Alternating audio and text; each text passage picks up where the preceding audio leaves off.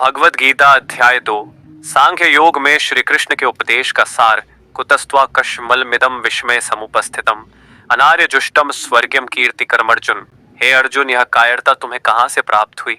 यह न तो आर्यों के योग्य है, न स्वर्ग प्राप्ति में सहायक है, और न ही कीर्ति दिलाने वाली है। श्री कृष्ण अर्जुन को समझाते हैं कि धर्म युद्ध से पीछे हटना उसके लिए अनुचित है। देहिनोऽस्मिन् यथा देहे कौमारम यौवनम जराहो तथा देहांतर प्राप्तिर्धीरस्तत्र न मुह्यति। जैसे शरीर में बचपन, जवानी और बुढ़ापा आता है, वैसे ही आत्मा नया शरीर धारण करती है। आत्मा अजर अमर है और शरीर बदलता रहता है। न जायते म्रियते व कदाचिन नायम भूत्वा भविता व न भूयः अजो नित्य शाश्वतोयम पुराणो न हन्यते हन्यमाने शरीरे। आत्मा न कभी जन्म लेती है, न मरती है। यह शाश्वत, अजन्मा और अविनाशी है। शरीर के नष्ट होने पर भी आत्मा का नाश नहीं होता। नैनम छिन्दन्ति शस्त्राणि नैनम दहति पावकः न चैनम क्लेदयन्त्यापो न शोषयति मारुतः। आत्मा को न शस्त्र काट सकते हैं, न आग जला सकती है, न जल गीला कर सकता है, और न ही वायु सुखा सकती है। आत्मा अविनाशी है और किसी भी चीज से नष्ट नहीं हो सकती। स्वधर्मम अपि चावेक्ष्य न विकम्पितुमर्हस धर्म्याद्य युद्धात् श्रेयोन्यत् क्षत्रियस्य न विद्यते। हे अर्जुन, अपने क्षत्रिय धर्म को देखो। धर्म के लिए युद्ध करना तुम्हारे लिए सर्वोत्तम है। जो अपने कर्तव्य से भागता है वह अपयश का भागी बनता है। कर्मण्येवाधिकारस्ते मा फलेषु कदाचन माँ कर्म फल हेतुर्भूर्मा ते संगोस्त्व कर्मणि। तेरा अधिकार केवल कर्म करने में है, उसके फल पर नहीं। इसलिए कर्म का फल पाने की इच्छा मत कर और न ही आलस्य में रह। प्रजहाति यदा कामान सर्वान् पार्थ मनोगतान आत्मन्येवात्मना तुष्टः स्थित प्रज्ञस्ततोच्यते। जो सभी इच्छाओं को त्याग देता है और आत्मा में ही संतुष्ट रहता है, वही स्थिर प्रज्ञ है। जो सुख दुख, लाभ हानि में समान रहता है, वही सच्चा योगी है। आपूर्यमाणमचल प्रतिष्ठम समुद्रमाप प्रविशन्ति यद्वत् तद्वत् कामा यम प्रविशन्ति सर्वे स शान्तिमाप्नोति न काम काम। जैसे नदियां सागर में समा जाती हैं, वैसे ही जो व्यक्ति इच्छाओं को अपने भीतर समाहित कर लेता है और उनसे विचलित नहीं होता, वही सच्ची शांति को प्राप्त करता है। भगवद गीता अध्याय 3 कर्मयोग में श्री कृष्ण के उपदेश का सार। अर्जुन पूछते हैं कि यदि ज्ञान श्रेष्ठ है तो फिर श्री कृष्ण मुझे युद्ध करने के लिए क्यों कह रहे हैं?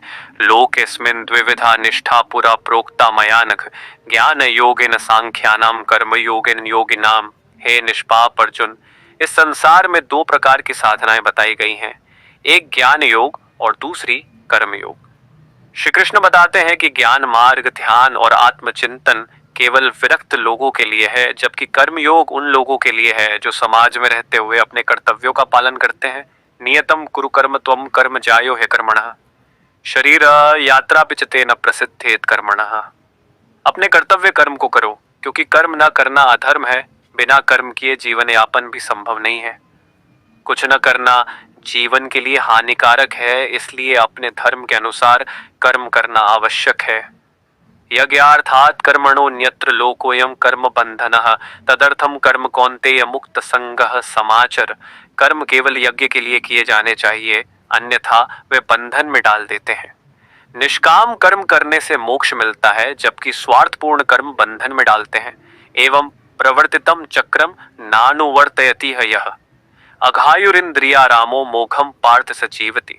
जो इस कर्म चक्र का पालन नहीं करता वह व्यर्थ ही जीता है। कर्म संसार को चलाने के लिए आवश्यक है, और जो अपने कर्तव्य से विमुख होता है उसका जीवन निरर्थक होता है। यद्यदाचरति श्रेष्ठस्तत्तदेवेतरो जनः स यत् प्रमाणम कुरुते लोकस्तदनुवर्तते।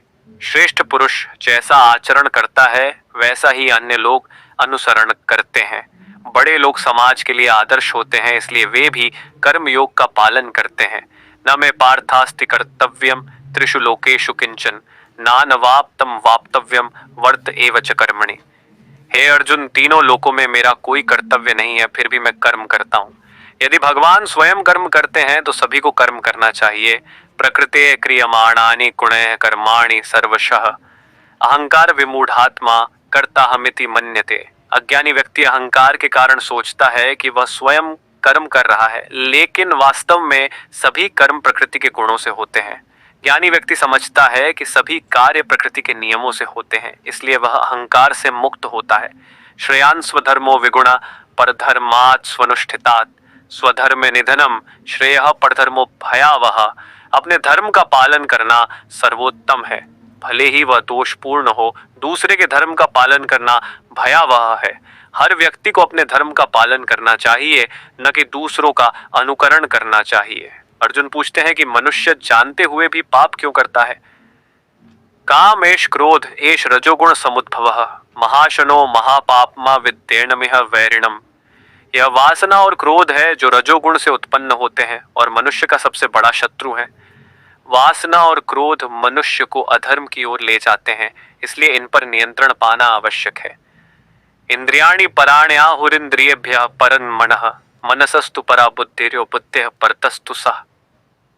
इंद्रियां मन से श्रेष्ठ हैं, मन बुद्धि से श्रेष्ठ है और बुद्धि से भी श्रेष्ठ आत्मा है। जो व्यक्ति अपनी इंद्रियों, मन और बुद्धि को नियंत्रित करता है वही सच्चा योगी बनता है। अगर आपको यह वीडियो पसंद आई हो तो इसे लाइक जरूर करें और अपनी राय नीचे कमेंट में बताएं। अगर आप हमारे चैनल पर नए हैं तो सब्सक्राइब करें और बेल आइकन दबाएं ताकि हमारी हर नई वीडियो की नोटिफिकेशन सबसे पहले आपको मिले।